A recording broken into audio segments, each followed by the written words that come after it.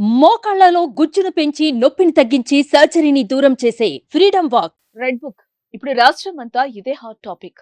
TDP జాతీయ ప్రధాన కార్యదర్శి నారా లోకేష్ యువగళం పాదయాత్ర మొదలైనప్పటి నుంచి ఎన్నికల ప్రచారంలోనూ విస్తృతంగా వినిపించిన మాట రెడ్ బుక్.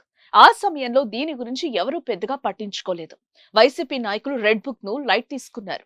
కానీ ఎన్నికల ఫలితాల తర్వాత వైసీపీ నాయకులతో పాటు వైసీపీ అధినేత జగన్ ఆ పార్టీ నాయకుల మాటలు విని నిబంధనలకు విరుద్ధంగా పనిచేసిన అధికారులంతా రెడ్ బుక్ గురించి ఆలోచిస్తున్నారట.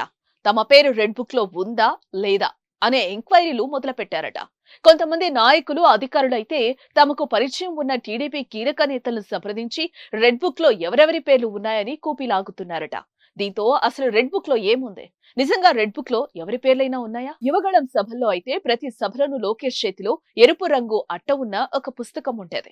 దీన్నే రెడ్ బుక్ అంటూ ప్రచారం చేశారు. ఎవరైతే వైసీపీ నాయకుల అరాచకాలకు పాల్పడ్డారో, దౌర్జన్యాలకు దిగారో వారి పేర్లు రెడ్ బుక్ లో రాస్తున్నారని టీడీపీ అధికారంలోకి వచ్చిన తర్వాత వారందరికీ చట్ట ప్రకారం శిక్షలు తప్పవని లోకేష్ హెచ్చరించారు. రెడ్ బుక్ గురించి చెప్పంటావా?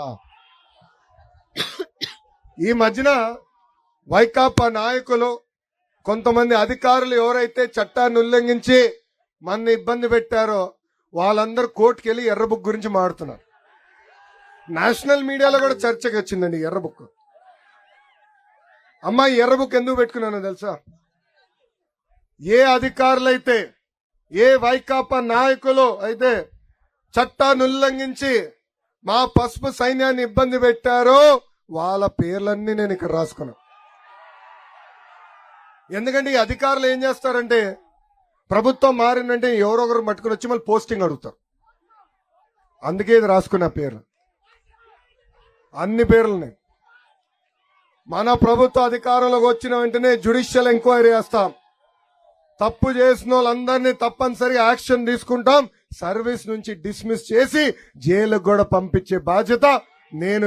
అదే సమయంలో వైసీపీ అరాచకాలకు మద్దతుగా వ్యవహరించిన అధికారులు నిబంధనలు పాటించకుండా వైసీపీ నాయకుల ఆదేశాలతో టీడీపీ వాళ్లను ఇబ్బందులు పెట్టిన అధికారులు నాయకుల పేర్లు రెడ్ బుక్ లో రాస్తున్నారంటూ అప్పట్లోనే లోకేష్ తేల్చి చెప్పారు. అయితే లోకేష్ మాటలను ఎవరు పెద్దగా పట్టించుకోలేదు.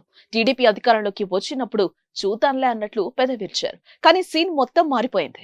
వారి అంచనాలను తలకిందులు చేస్తూ టీడీపీ అధికారంలోకి వచ్చింది. దీంతో ప్రస్తుతం రెడ్ బుక్ లో ఏముందని చర్చ సాగుతోంది. ముఖ్యంగా కొందరు అధికారులు వైసీపీ నాయకులు ఆదేశాలతో టీడీపీ నాయకులు కార్యకర్తలపై అక్రమ కేసులు బనాయించారని టాక్. తమకు సంబంధం లేని విషయాల్లోనూ టీడీపీ నాయకులను ఇరికించే ప్రయత్నం చేశారట. వైసీపీ నాయకులు ఎన్నో అరాచకాలకు పాల్పడినా అధికారులు పట్టించుకోలేదు. దీంతో నిబంధనలు పాటించని అధికారుల పేర్లు ఉండే అవకాశం ఉందని చర్చ అయితే జరుగుతోంది. అధికారులతో పాటు కొందరు రాజకీయ నాయకుల పేర్లు ఈ రెడ్ బుక్ లో ఉన్నాయనే ప్రచారం జరుగుతోంది. చంద్రబాబు కుటుంబాన్ని వ్యక్తిగతంగా దూషించడంతో పాటు రాజకీయంగా కక్ష తీర్చుకునేందుకు ప్రయత్నించిన కృష్ణా జిల్లాకు చెందిన కొందరు వైసీపీ నాయకుల పేర్లు రెడ్ బుక్ లో ఉన్నాయనే చర్చ నడుస్తోంది.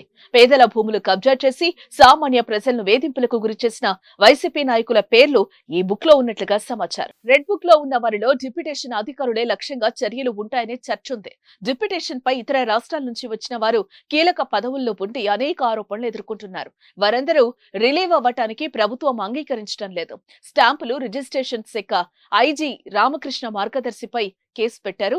ఆయన వెళ్లిపోతానంటూ లేఖ రాశారు. గరుడ శాఖ ఎండీ విజి వెంకటరెడ్డి కూడా విజ్ఞాపన పెట్టారు. సమాచార పౌర సంబంధాల శాఖ commissioner Vijay Kumar Reddy, AP beverages corporation మాజీ MD Vasudeva Reddy, AP FSL MD Madhusudhan Reddy, పరిశ్రమల శాఖ కమిషనర్ చిలకల రాజేశ్వర్ రెడ్డి, ఆర్థిక శాఖ ప్రత్యేక కార్యదర్శి ఎస్ఎస్ రావత్ కూడా ఏపీ నుంచి వెళ్లిపోతామంటూ లేఖలు రాశారు. తెలంగాణకు వెళ్లేందుకు కొందరు దరఖాస్తు చేసుకున్నారు. అయితే ప్రభుత్వం ఎవరికీ అనుమతి ఇవ్వలేదు.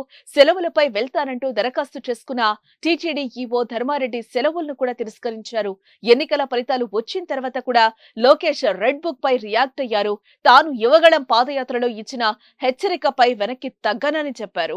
దీంతో అధికారుల్లో రెడ్ బుక్ టెన్షన్ ఎక్స్టెన్షన్ అయిందట. సుమన్ టీవీలో మీ పర్సనల్ అండ్ బిజినెస్ ప్రమోషన్స్ కోసం కింది నెంబర్ కి కాంటాక్ట్ చేయండి.